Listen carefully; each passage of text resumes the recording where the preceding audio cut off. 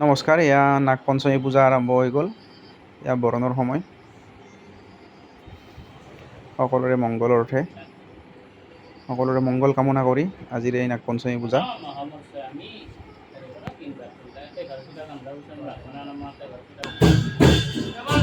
আৰতিৰ সময় হৈছে এতিয়া।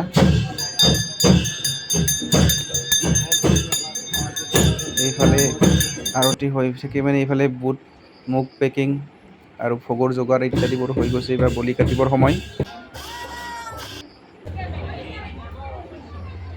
মানুহ বহুত হৈছে।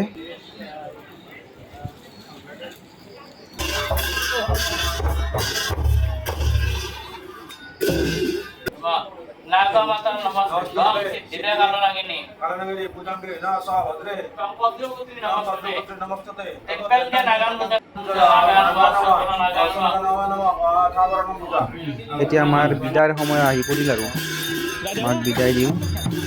মাক বিদায় দি উঠি এটা সেৱা কৰোঁ সকলোৱে। ধন্যবাদ। জয় মা মনসা।